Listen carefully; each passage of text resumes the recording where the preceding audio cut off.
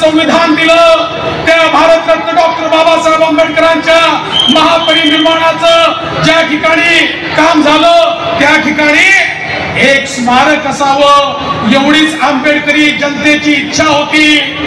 किती संघर्ष झाला. आठवले साहेब तुम्ही किती वेळा जेलमध्ये गेला, कवाडे साहेब जेलमध्ये गेले, सुलेखाताई जेलमध्ये गेल्या, पण 1 इंच जमीन देखील त्या ठिकाणी मिळाली नाही. ज्याप्रमाणे कौरवांनी पांडवांना सांगितलं होतं सुईच्या टोका इतकी जमीन देखील आम्ही तुम्हाला देणार नाही, तसंच त्यावेळेचं मनमोहन सिंगांचं काँग्रेसचं सरकार सांगायचं सुईच्या टोका एवढी जमीन देखील भारतरत्न डॉक्टर बाबासाहेब आंबेडकरांच्या स्मारकाकरता मिळणार नाही. 2014 साली मोदीजी प्रधानमंत्री झाले. आठवले साहेब मी त्या ठिकाणी आपण होतात गेलो आणि मोदी साहेबांना विनंती केली, अरे ज्या व्यक्तीने संविधान दिलं, ज्यांनी जगण्याचा अधिकार दिला, त्या भारतरत्न डॉक्टर बाबासाहेब आंबेडकरांच्या स्मारकाला इंचभर देखील जागा मिळत नाही. मोदीजींनी तात्काळ बोलवून सांगितलं 3000 कोटीची जागा 3 दिवसामध्ये महाराष्ट्र सरकारला द्या आणि मोदीजींच्या आदेशाचं पालन झालं आणि 3000 कोटी रुपयाची जागा ही महाराष्ट्र सरकारला मिळाली. त्या ठिकाणी भव्य अशा प्रकारचं भारतरत्न डॉक्टर बाबासाहेब आंबेडकरांचं स्मारक आज तयार होत आहे. आणि म्हणून बंधू भगिनींनो, हे वेगळी लोक आहेत, यांना भारतरत्न डॉक्टर बाबासाहेब आंबेडकरांची आवश्यकता, दलित समाजाची आवश्यकता केवळ मतं घेण्याकरता आहे, यांना दुसऱ्या कुठल्याही गोष्टी करता आवश्यकता नाही. अरे मी सवाल विचारतो, ज्यावेळी भारतरत्न डॉक्टर बाबासाहेब आंबेडकरांचं लंडन मधलं घर हे लिलावात विकलं जात होतं, कुणाचं राज्य घर आहे, लिलावात जाऊ देऊ नका, त्या ठिकाणी मंत्री ऐकायचे नाही. आम्ही त्या ठिकाणी निर्धार केला, मी निर्णय केला, ते आम्हाला घर विकत घ्यायचंय. मोदीजींकडे गेलो, मोदीजींनी परवानगी दिली, ते घर आम्ही विकत घेतलं. आज त्या ठिकाणी भारतरत्न डॉक्टर बाबासाहेब आंबेडकरांच्या मौल्यवान वस्तू ठेवलेल्या आहेत आणि कोणीही लंडनला गेलं तर आज त्या ठिकाणी भारतरत्न डॉक्टर बाबासाहेब आंबेडकरांचे घर हे पाहिल्याशिवाय जात नाही. बंधू भगिनींनो, आज या निमित्ताने मी तुम्हाला एवढंच सांगण्याकरता आलो आहे, हे जे काँग्रेसचे लोक आहेत, हे वेगळी लोक आहेत, हे व्यापारी लोक आहेत. या ठिकाणी काँग्रेस पक्षामध्ये जर आपण बघितलं तर मोठ्या प्रमाणात रेती चोर दिसत आहेत, रेती चोर. पण या रेती चोरांना सांगू इच्छितो, आता उद्धव ठाकरेंचं सरकार नाही आहे, हे देवेंद्र फडणवीस गृहमंत्री आणि आमचे मुख्यमंत्री एकनाथ शिंदेचं सरकार आहे. रेती चोरांना आम्ही सोडणार नाही. ज्यांनी रेती चोरी केली आहे, ज्यांनी सरकारचा पैसा, जनतेचा पैसा हा आपल्या तिजोरीमध्ये नेलाय, त्या प्रत्येक रेती चोराला हिशोब द्यावा लागेल. जनतेचा पैसा, सरकारचा पैसा पुन्हा सरकारच्या तिजोरीमध्ये आणावा लागेल. बरोबर आहे ना? करायचं ना रेती चोरांवर कारवाई? कोण आहेत रेती चोर? कोण आहेत? आणि त्यांना एक काँग्रेसचा नेता संरक्षण देतोय आणि त्यांना असं वाटतं दहशतीच्या भरोशावर निवडणुका जिंकू. त्यांना सांगून द्या, दहशतीचा जमाना गेला, ये मोदी का जमाना है. आता दहशत वगैरे चालत नाही, हा जनतेचा जमाना आहे. आता जनतेची ताकद आहे. अरे राजा महाराजांचा जमाना गेला, आता जनतेचा जमाना आहे. लोकशाही आहे, ठोकशाही चालणार नाही. जो ठोकशाही चालवायचा प्रयत्न करेल त्याला तसंच उत्तर देण्याची क्षमता देखील या ठिकाणी आमच्यामध्ये आहे. आणि म्हणून बंधू भगिनींनो, आज या निमित्ताने आपण सगळ्यांना निर्धार करायचा आहे. या देशाचं भाग्य बदलवणारे माननीय मोदीजी आहेत. या देशाला विकसित भारताकडे नेणारे माननीय मोदीजी आहेत. आणि मोदीजींनी तर पहिल्यांदाच सांगितलं, आम्हाला वाटत होतं 10 वर्षात इतक्या गोष्टी झाल्या, 2 पुस्तकं पुरतील एवढ्या गोष्टी झाल्या, काय काय सांगायचं, काय काय सांगू नये. पण मोदीजींनी सांगितलं, पिछले 5-10 साल ये तो ट्रेलर था, पिक्चर पिक्चर अभी बाकी है, पिक्चर अभी बाकी है. आणि त्या दिवशी मोदीजी रिझर्व्ह बँकेच्या कार्यक्रमामध्ये आले होते. रिझर्व्ह बँकेच्या कार्यक्रमात मोदीजींनी अधिकाऱ्यांना सांगितलं, भैया 1-1.5 महीना में प्रचार में हूं, पूरी तैयारी कर लेना. जिस दिन शपथ लूंगा उसके बाद धमाधम काम करना पडेगा. अशा प्रकारची तयारी घेऊन मोदीजी या ठिकाणी बसले आहेत. आणि म्हणून बंधू भगिनींनो, आज मोदीजींच्या नेतृत्वात विकसित भारताकडे आपली वाटचाल चाललेली आहे. मोदीजींच्या नेतृत्वामध्ये एक मजबूत भारत आपण तयार करतोय. तुम्ही विचार करा, या भारताची अवस्था काय होती. मुंबईमध्ये बॉम्बस्फोट व्हायचे, बंगलोरमध्ये बॉम्बस्फोट व्हायचे, चेन्नईमध्ये बॉम्बस्फोट व्हायचे, लखनौमध्ये बॉम्बस्फोट व्हायचे. कुठलाही बॉम्बस्फोट झाला की देशाचे प्रधानमंत्री हे युनायटेड नेशन मध्ये जायचे आणि त्या ठिकाणी केवळ पाकिस्तानचा निषेध करायचे. फारच झालं तर तीव्र निषेध करायचे. अरे या 140 कोटी देशाचे नेते त्या ठिकाणी अमेरिकेसमोर लढायचे. बघा, तो पाकिस्तान आमच्याकडे बॉम्बस्फोट करतो, तो आमच्याकडे आतंकवादी गतिविधी करतो, जरा तुम्ही त्या पाकिस्तानला समजवा. अमेरिका पण म्हणायचं ठीक आहे, आम्ही सांगतो ते आम्ही सांगतो म्हणतपर्यंत दुसरा स्फोट आपल्याकडे व्हायचा. मोदीजींनी परिस्थिती बदलली. आता नवीन भारत तयार केला. या भारतामध्ये एक स्फोट केला तर पाकिस्तानमध्ये घुसून आतंकवाद्यांना मारणारा नवीन भारत आता मोदीजींनी तयार केला आहे. बंधू भगिनींनो, हा मजबूत भारत आहे, मजबूर भारत नहीं है. अब मजबूर भारत नहीं, अब मजबूत भारत है. एक असा भारत की ज्यामध्ये आज अशी स्वयंपूर्णता आली आहे. आपल्यापैकी अनेकांनी ऐकलं असेल, पाहिलं असेल, वाचलं असेल. आता भारताने 7,000 किलोमीटर दूर शत्रूचं टार्गेट थेट हिट करू शकेल अशा प्रकारचं मिसाईल तयार केलं आहे. आता जगामध्ये जे मिसाईल केवळ अमेरिका आणि रशियाकडे होतं, ते मिसाईल भारताने देखील तयार केलं आहे. भारताकडे वाकडी नजर करून ना आता अमेरिका, ना आता चायना पाहू शकते, ना आता पाकिस्तान पाहू शकतं. ही भारताची अवस्था या ठिकाणी मोदीजींच्या नेतृत्वात आलेली आहे. आणि बंधू भगिनींनो, सगळ्यात महत्वाचं, जो भारत केवळ शस्त्रास्त्र इम्पोर्ट करत होता, आयात करत होता, या भारतामध्ये साध्या गोळ्या देखील चांगल्या प्रतीच्या बनत नव्हत्या, मोठ्या तोफा बनत नव्हत्या. त्या भारताने आता मोठ्या प्रमाणात या ठिकाणी शस्त्रास्त्र तयार करण्याची सुरुवात केली. आणि आता आम्ही केवळ शस्त्रास्त्र आपल्याकरता तयार करत नाही, तर आता शस्त्रास्त्र एक्सपोर्ट करण्याचं काम देखील या ठिकाणी भारताच्या माध्यमातून होत आहे. अशा प्रकारचं एक भारत की ज्या भारतामध्ये मोदीजींच्या नेतृत्वात एक वैश्विक अशा प्रकारचं नेतृत्व आम्हाला मिळालं आहे. आपण नागपूरकरांनी पाहिलं, G20चा कार्यक्रम नागपूरमध्ये किती भव्य झाला. देशाच्या कानाकोपऱ्यात भव्य अशा प्रकारचा G20चा कार्यक्रम झाला. आणि बंधू भगिनींनो, हे सगळे कार्यक्रम होत असताना आज मोदीजी केवळ भारताचे नेते राहिले नाही, मोदीजी जगाचे नेते झालेले आहेत. आता आफ्रिकन देश देखील या ठिकाणी म्हणतात, मोदीजी आमचं नेतृत्व हे या ठिकाणी तुम्ही करा. अशा प्रकारची भारताची स्थिती आहे. आणि अशा या सगळ्या परिस्थितीमध्ये बंधू भगिनींनो, खऱ्या अर्थानं मोदीजींच्या नेतृत्वात आज आपली आघाडी कशी आहे. आपल्यासोबत शिवसेना आहे, आपल्यासोबत राष्ट्रवादी आहे, आपल्यासोबत रासप आहे, आपल्यासोबत वेगवेगळे सगळे पक्ष आहेत, जनसुराज्य सारखा पक्ष आहे. पण आपली गाडी कशी आहे, आपले इंजिन मोदीजी आहे. आणि या इंजिनला आम्ही वेगवेगळ्या बोग्या लावल्या आहेत. प्रत्येक बोगीमध्ये जनतेला बसायची जागा तयार केली आहे. आमचं इंजिन एकटं जात नाही, आमचं इंजिन सगळ्या जनतेला घेऊन जातं.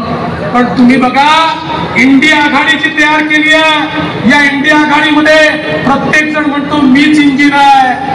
तमिळनाडूवाले म्हणतात मीच इंजिन आहे, राहुल गांधी म्हणतात मीच इंजिन आहे, उद्धव ठाकरे म्हणतात मीच इंजिन आहे, पण आपल्याकडे एकच इंजिन आहे. बंधू भगिनींनो, तुमच्या मनातले मोदीजी या ठिकाणी पोहोचताय.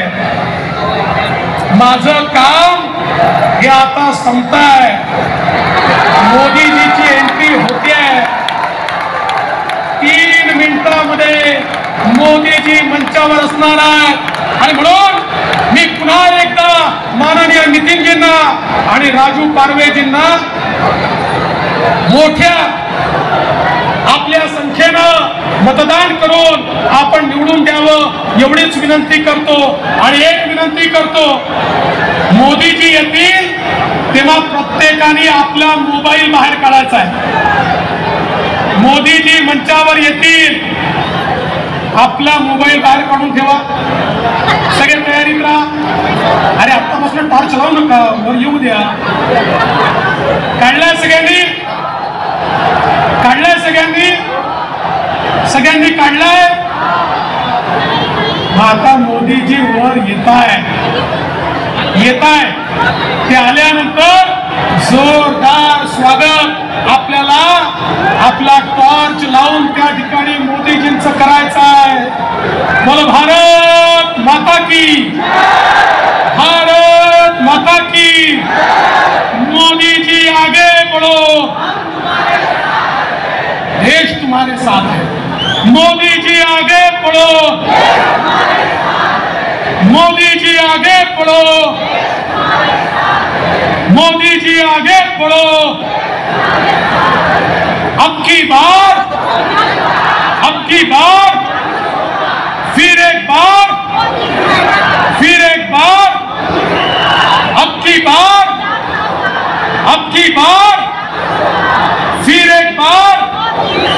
फिर एक बार, मोदी जी आगे बढ़ो, मोदी जी आगे बढ़ो, मोदी जी संघर्ष करो, मोदी जी विकास करो, मोदी जी आगे बढ़ो. भारत माता की, भारत माता की, भारत माता की. जय श्री राम, जय श्री राम, जय श्री राम. बोलो सियापति राम, बोलो जी भाई सब संतन की. भारत माता की, भारत माता की, भारत माता की, भारत माता की. भारत माता की, भारत माता की. विकसित भारत को साकार करने वाले भारत के यशस्वी परम आदरणीय पंतप्रधान माननीय नरेंद्र जी मोदी, इनका हम हार्दिक स्वागत करते हैं. जोरदार तालियों के साथ हम स्वागत करेंगे आदरणीय मोदी जी का. बोलो भारत माता की, जय श्री राम.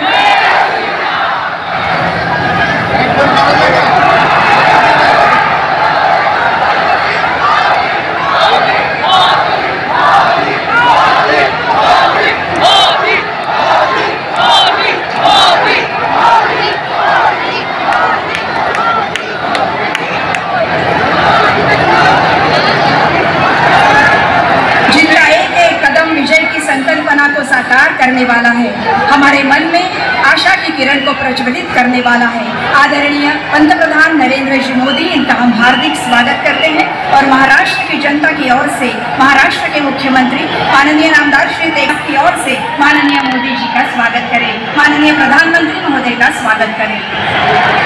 रामलला और धनुष्य बाण की प्रतिकृति देकर हम सब की ओर से माननीय मुख्यमंत्री महोदय आदरणीय मोदी जी का सम्मान करेंगे, सत्कार करेंगे.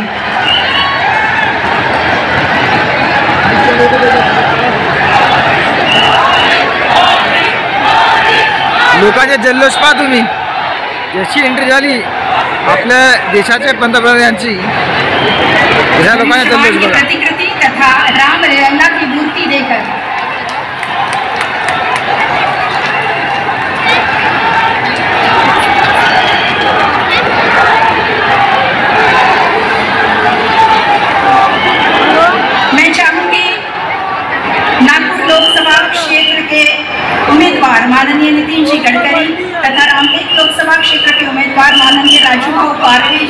का स्वागत करेंगे। जोरदार तालियों के साथ हम लोग भी माननीय पंतप्रधान महोदय जी का स्वागत करेंगे। यहाँ के आमदार आशीष जायसवाल जी से भी निवेदन है, कृपया हम सब की ओर से, रामटेक की जनता की ओर से माननीय पंतप्रधान महोदय जी का स्वागत करें। रामटेक की विशेषता जो राम पंचायतन है और नागपुर जो टाइगर कैपिटल है, एक बाघ की प्रतिकृति देकर माननीय मोदी जी का हार्दिक स्वागत। तथा आज संत झूलेलाल जी की जयंती है। सिंधी समाज की ओर से संत झूलेलाल की जयंती के पर्व पर माननीय प्रधानमंत्री महोदय को सिंधी समाज की ओर से विशेष भेंट विकी कुकरेजा उनको विशेष भेंट दे रही है। और हम सब मिलकर एक बार जोरदार तालियों के साथ माननीय पंतप्रधान महोदय जी का स्वागत करेंगे। और इस सभा को आगे बढ़ाते हुए मैं यहाँ पर सम्मान के साथ आमंत्रित करती हूँ नागपुर लोकसभा क्षेत्र के उम्मीदवार, हम सबके चहेते माननीय नामदार श्री नितिन जी गडकरी। इनसे निवेदन है, कृपया हमें संबोधित करें।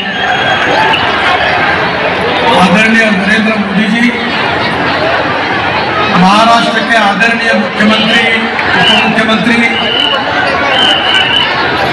यहाँ उपस्थित आदरणीय रामदास आठवले, प्रफुल्ल पटेल जी, अशोक कुमार चौहान, हमारे उम्मीदवार राजू पारवे, भारतीय जनता पार्टी के प्रदेश के अध्यक्ष, 10 की 10 लोकसभा की सीटें हमारे पक्ष में रहेगी और हम विजयी होंगे, ये भी विश्वास उनको देता है। आप सबको पता है कि आप पूरा विदर्भ का विकास कैसा हुआ, नागपुर जिले का कैसा हुआ और नागपुर शहर का कैसा हुआ, ये आपने देखा। आदरणीय मोदी जी ने हमारी मेट्रो का भूमि पूजन किया था। उसके बारे में मेट्रो हमारी कलान नदी तक आने वाली थी। अब ये निर्णय हुआ है कि कलान नदी पर मेट्रो पुल बनाएगी और कलान गांव तक मेट्रो आएगी, इसका निर्णय है।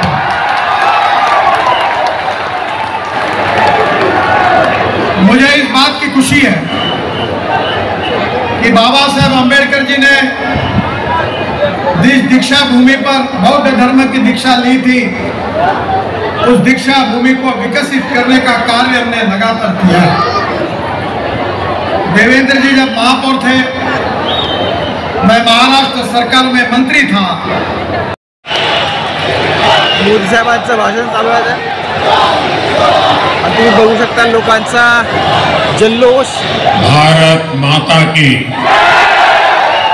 भारत माता की, भारत माता की।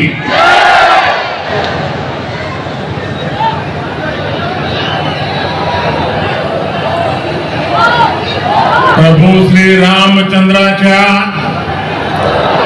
पावन भूमीमध्ये आणि श्री रघुजी भोसले महाराजांच्या शौर्याचा वारसा लाभलेल्या या रामटेकाच्या पावन भूमीला माझा साष्टांग नमस्कार।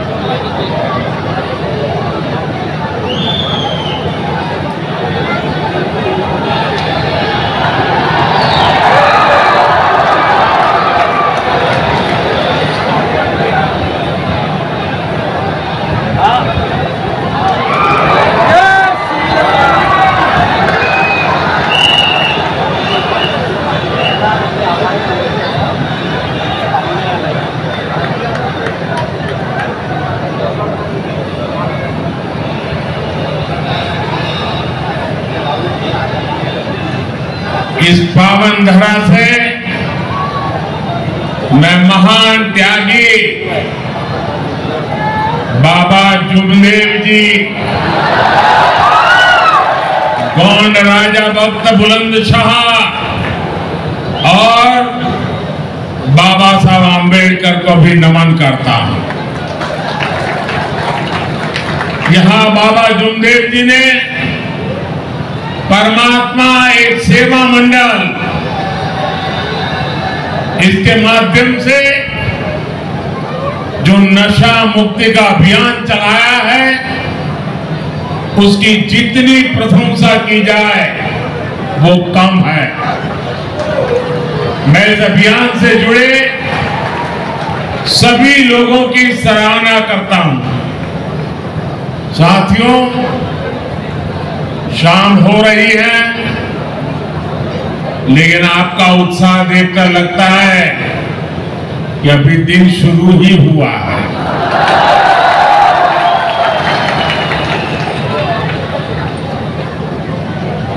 ये आपका उत्साह उमंग को एक बार फिर अपनी जरा मोबाइल की फ्लैश लाइट कीजिए। सबके सब मैं फिर पूछता हूं, आपको लाइट क्यों की? ये आपके फ्लैश लाइट से आपके आशीर्वाद सीधे सीधे यहां पहुंच रहे हैं। ये आपके फ्लैश लाइट 19 तारीख को ज्यादा से ज्यादा मतदान करने का संकल्प है। ये जोश है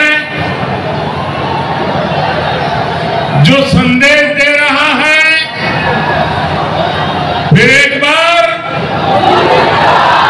फिर एक बार, फिर एक बार 4 जून, 4 जून, 4 जून।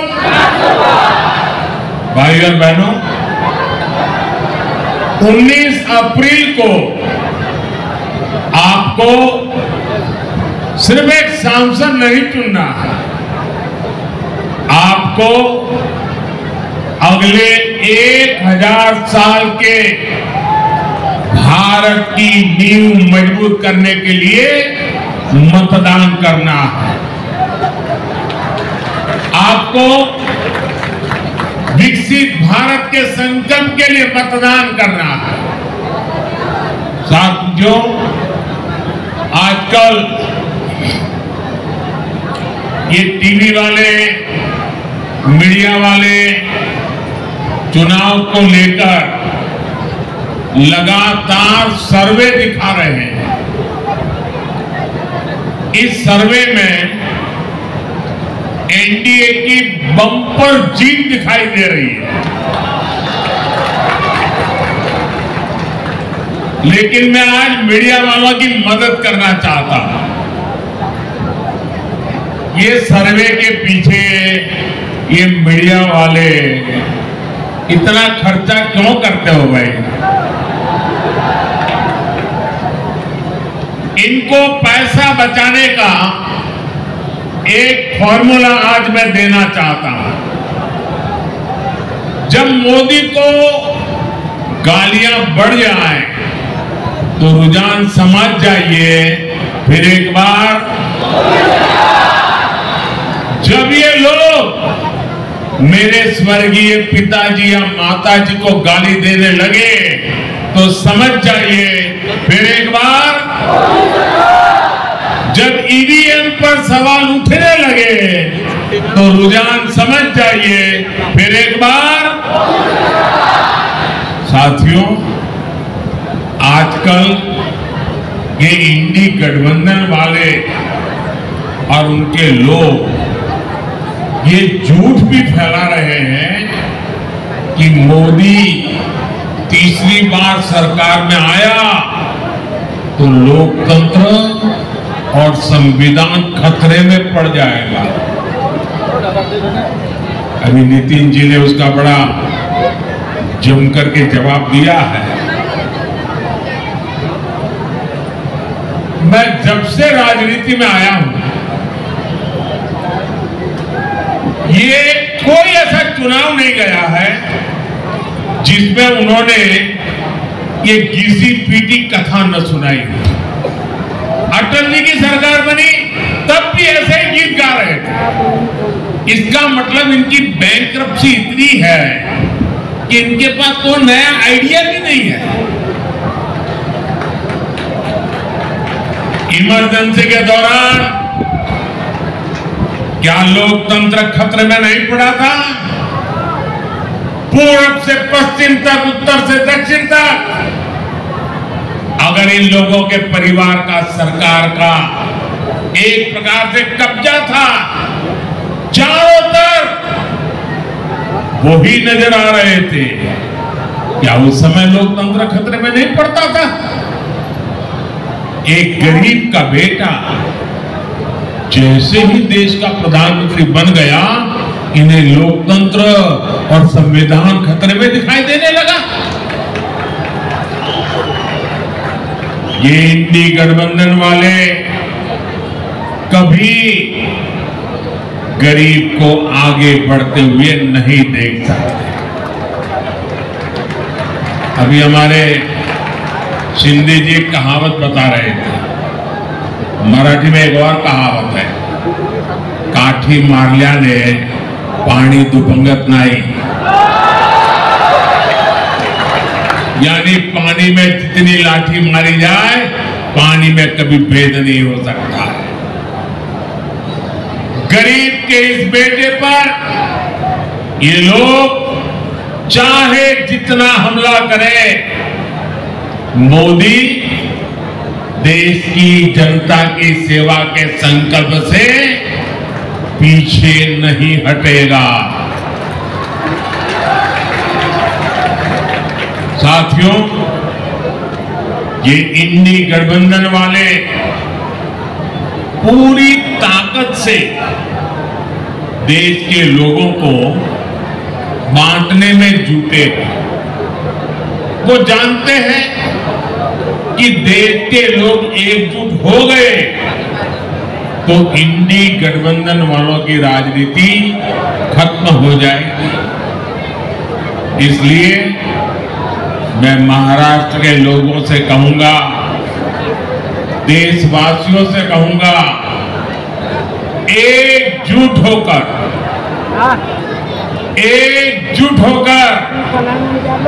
देश के नाम पर वोट दीजिए। ये इंडी गठबंधन वाले ताकतवर हुए तो देश को खंड खंड कर देंगे।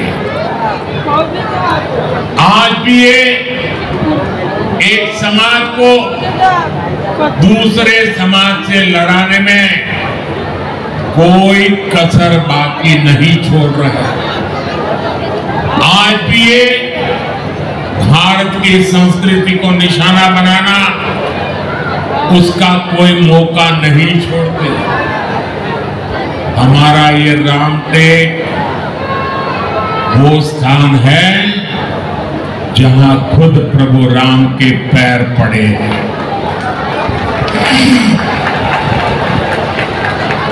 इस बार रामनवमी पर अयोध्या में हमारे लाल रामलला टेंट में नहीं, भव्य मंदिर में दर्शन देंगे।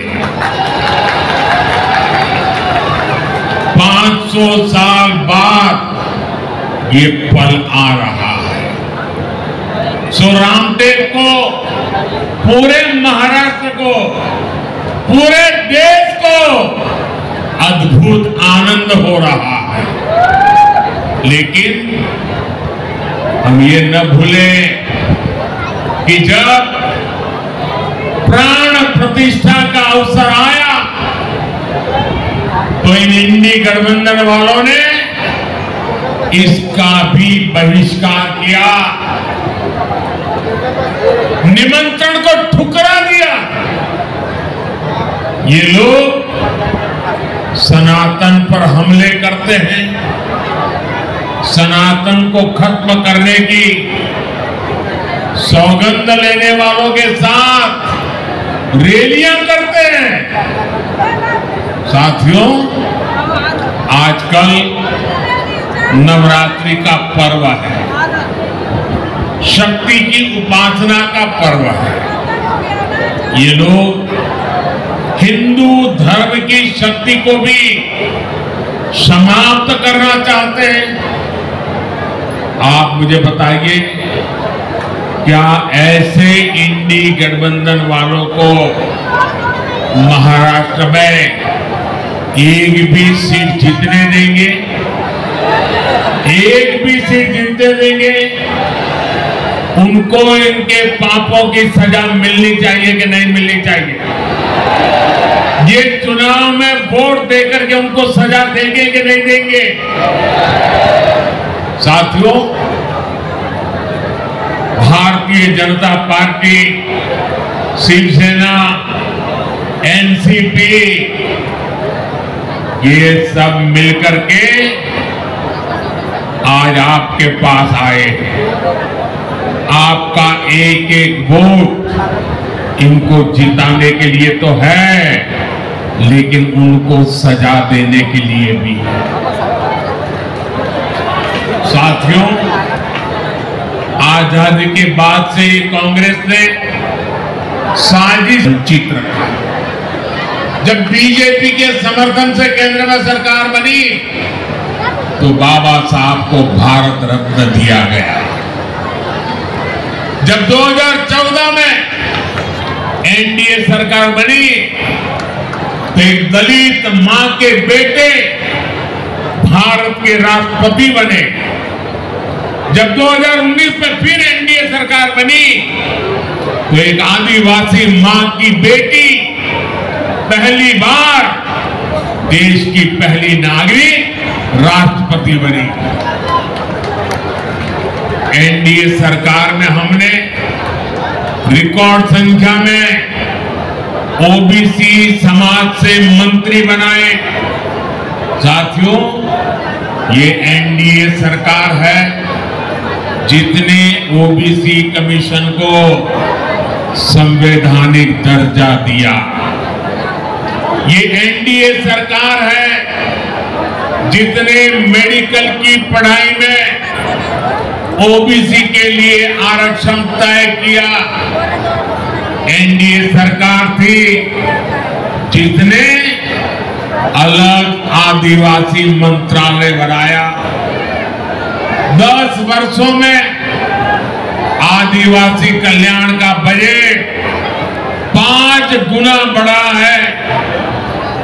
एनडीए सरकार की नीतियों के कारण ही स्कूल कॉलेज में एससी, एसटी, ओबीसी युवाओं का नामांकन बहुत अधिक बढ़ा है। भाई और बहनों, सबका साथ, सबका विकास का हमारा ये मंत्र संविधान की सच्ची भावना है। लेकिन परिवारवादी पार्टियों ने हमेशा संविधान की इस भावना का अपमान किया। सामाजिक न्याय का अपने ही परिवार को आगे बढ़ाते रहे। इन लोगों के राज में दशकों तक एससी, एसटी, ओबीसी परिवार मूल सुविधाओं से वंचित थे। गरीब को सुविधाओं देने का काम, उसकी चिंता कम करने का काम अम्बेडकर के संविधान को पूरे हिंदुस्तान में लागू करने की हिम्मत क्यों नहीं दिखाई? 70-75 साल तक बाबा साहब अम्बेडकर का संविधान पूरे हिंदुस्तान में लागू नहीं हुआ था। कौन जिम्मेवार है? कौन जिम्मेवार है? कौन जिम्मेवार है? ये मोदी है जिसने कश्मीर से कन्याकुमारी बाबा साहब आम्बेडकर के संविधान को लागू करके दिखाया। कांग्रेस ने जम्मू कश्मीर में अलगाव और आतंक को हवा देने वाला आर्टिकल 370 बनाए रखा। जम्मू कश्मीर का संविधान अलग था, हम सबका संविधान अलग था। 370 की एक दीवार खड़ी कर दी गई थी और मोदी ने जब कहा 370 हटानी है तो कहते थे आग लग जाएगी। कहीं आग लगी भाई? आग लगी क्या? 370 हटी कि नहीं हटी? कश्मीर में संविधान लागू हुआ कि नहीं हुआ? बाबा साहब आम्बेडकर की आत्मा जहां होगी आज मोदी को और हम सबको आशीर्वाद देती होगी। लेकिन मोदी ने जब आर्टिकल 370 हटाया तो कांग्रेस के अध्यक्ष क्या कहते हैं? सुना है आपने? कांग्रेस के अध्यक्ष कहते हैं कि मोदी जहां जाते हैं वहां 370 होते। अरे तो इसका 370 का राजस्थान में क्या लेना देना, आंध्र में क्या लेना देना? ये 370 हटाने से देश को फायदा क्या हुआ? क्या ऐसी भाषा को हम सुन सकते हैं क्या? ये भी कांग्रेस की दलित, आदिवासी, महिला विरोधी और वोट बैंक की राजनीति का जीता जागता प्रमाण है। मैं आपको समझाता हूं, आर्टिकल 370 हटने से जम्मू कश्मीर में इन सभी वर्गों को पहली बार संवैधानिक अधिकार मिला है। वहां मेरे SC ST भाई बहनों को आरक्षण नहीं था। वहां पर हमारे वाल्मीकि समाज, दलित समाज के लोगों को नागरिक के नाते जो हक मिलने चाहिए ना, वो भी प्राप्त नहीं थे। आजादी के इतने सालों बाद भी ये कांग्रेस और इंडी गठबंधन को जब मैं कहता हूं तो चुभने लगता है।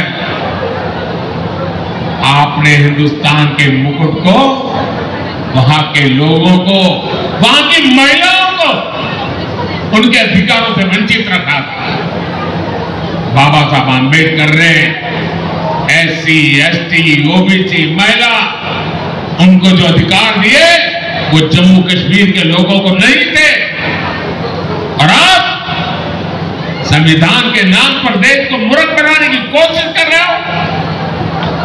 भाइयों बहनों, कांग्रेस नागरिकता देने वाले कानून CAA का भी विरोध कर रही है, क्योंकि इसके भी सबसे बड़े लाभार्थी दलित है, बौद्ध अनुयायी है।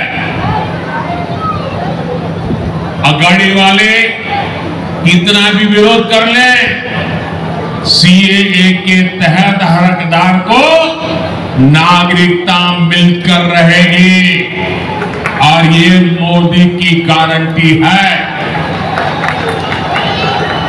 भाई और बहनों, ये जो अगाड़ी है, ये जो इंडी गठबंधन है, ये विरासत और विकास दोनों के घोर विरोधी है।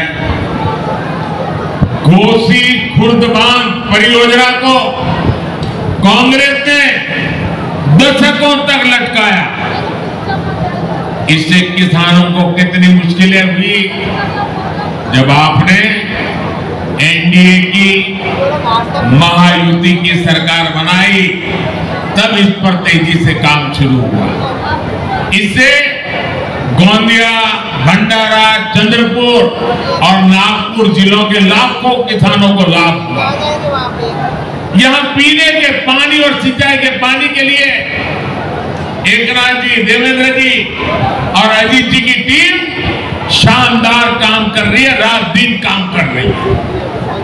हर घर नल से जल पहुंचे, मोदी की इस गारंटी को पूरा करने में ये मेरे साथी दिन रात जुटे हुए हैं। साथियों, विकसित भारत के निर्माण में हमारे किसान एक मजबूत स्तंभ है। महाराष्ट्र में पीएम स्वनिधि के तहत हजारों करोड़ रुपए किसानों के खाते में पहुंचे हैं। आने वाले 5 सालों में हम दलहन और तिलहन में आत्मनिर्भर होना चाहते हैं। 2014 से पहले कांग्रेस की सरकार ने करीब 600 करोड़ रुपए की दाल एमएसपी पर खरीदी थी और उस समय कृषि मंत्री कौन थे वो आपको मालूम है, याद है ना? आजकल वो भी मुझे गाली देने की कतार में खड़े हो गए। सिर्फ 600 करोड़ की दाल हमने 10 सालों में करीब 1.25 लाख करोड़ रुपए दलहन और तिलहन किसानों को एमएसपी रूप में दिए हैं। फर्क साफ दिखता है। भाई और बहनों, नागपुर और विदर्भ का पूरा क्षेत्र आज आधुनिक सुविधाओं से सुसज्जित हो रहा है। आज नागपुर में IIM, IIIT, AIIMS, national law university है। आज नागपुर में मेट्रो की रफ्तार है। गोंदिया में BC एयरपोर्ट का विस्तार हो रहा है।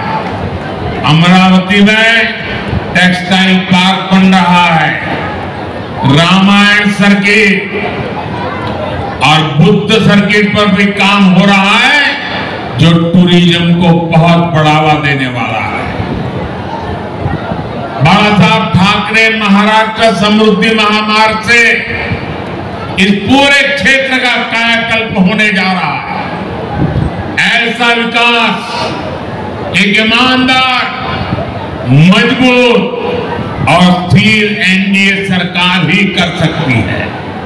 साथियों, 10 सालों में विकास के बहुत सारे काम हुए, लेकिन ये तो ट्रेलर है।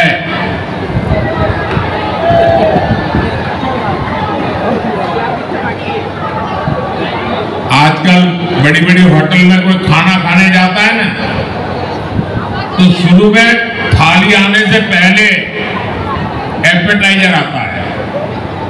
बड़ी चटाकेदार वानगियां आती है। कभी कभी लगता है यार इसी से तो पेट भर गया, लेकिन आपको मालूम है वो एपेटाइजर होता है, थाली आनी बाकी है। ये 10 साल में मैंने जो काम किया है ना, वो तो एपेटाइजर है, अभी तो थाली आनी बाकी है। आने वाले 5 साल में हमें देश को, महाराष्ट्र को बहुत आगे ले जाना है, और इसके लिए मेरे साथियों, मैं आपको गारंटी देता हूं, आपका सपना ये मोदी का संकल्प है।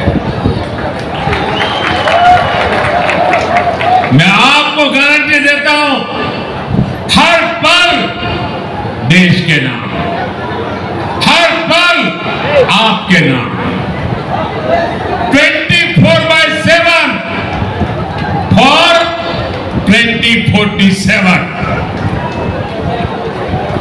और इसके लिए 19 अप्रैल को रामटेक से राजू पारवे जी, भंडारा गोंदिया से सुनील जी और नागपुर से भाई नितिन गडकरी जी को भारी मतों से विजयी बनाना है। एनडीए के हर कैंडिडेट को मिला वोट मोदी को मजबूत करेगा। और लेकिन इसके लिए मेरी एक अपेक्षा है, पूरी करोगे?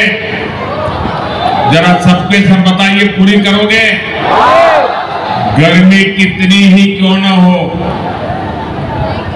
कितनी ही गर्मी क्यों ना हो, सुबह सुबह ज्यादा से ज्यादा मतदान करना है। करोगे? लोगों से मतदान करवाओगे?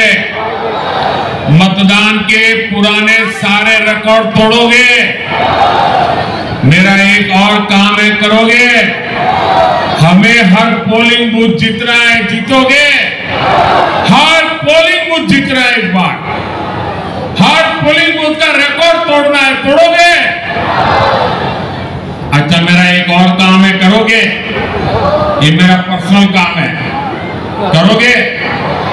पक्का करोगे? देखिए, आप चुनाव प्रचार में घर घर जा रहे हैं, तो लोगों को जरूर घर में जाकर के बताना कि मोदी जी रामटेक आए थे और मोदी जी ने आप सबको राम राम कहा है। मेरे राम राम पहुंचा दोगे? हर घर में पहुंचा दोगे? जब माताओं बहनों को बुजुर्गों को मेरा राम राम कहोगे ना, तो वो मुझे आशीर्वाद देंगे। वो आशीर्वाद मुझे ऊर्जा देता है आपके लिए जीने के लिए, आपके लिए जूझने के लिए, आपके लिए दौड़ने के लिए, आपके लिए दिन रात खपाने के लिए मुझे वहां से ताकत मिलती है। और इसलिए ये मेरा व्यक्तिगत काम है। आप घर घर जाकर के हर एक को मेरा राम राम पहुंचाओगे? पक्का पहुंचाओगे? मेरे साथ बोलिए, भारत माता की, भारत माता की, भारत माता की, वंदे वंदे वंदे वंदे वंदे वंदे वंदे। बहुत बहुत धन्यवाद।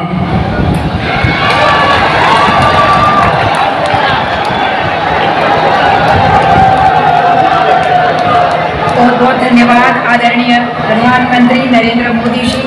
आपकी गरिमा में उपस्थिति से ही हमारे आत्मविश्वास को अधिक बल मिलता है। नव चैतन्य, नव प्रेरणा, आपके नवीन विचार को हम नमन करते हैं, आपको नमन करते हैं। आपके मार्गदर्शन के लिए आपको बहुत बहुत धन्यवाद। यहाँ पर उपस्थित सभी मान्यवरों के प्रति आभार व्यक्त करते हैं।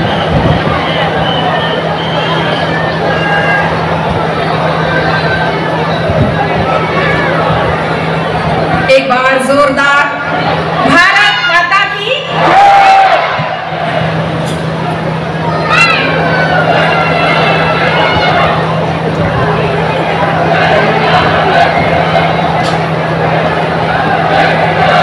मैं यहाँ पर सुधाकर कोहड़े जी को आमंत्रित करती हूँ आभार प्रदर्शन के लिए।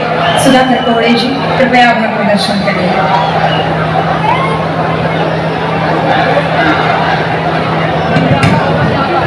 आज के इस सभा में संबोधित करने और हमें आशीर्वचन देने आए आदरणीय पब्लिक तर आम्ही पनवेलला आलो होतो। आज भारताचे पंतप्रधान माननीय श्री पंतप्रधान नरेंद्र मोदीजी यांची सभा होती। भाषण संपलं आणि जनसैलाब या ठिकाणी आपल्या रामटेक नगरी कन्हानमध्ये माननीय नरेंद्र मोदी यांची सभा झाली होती। जनसैलाब पहिल्यांदा पाहता इतका मोठा जनसैलाब फक्त मोठे भाषण ऐकण्यासाठी आले होते। करता येत नाही, पण आपण गर्दी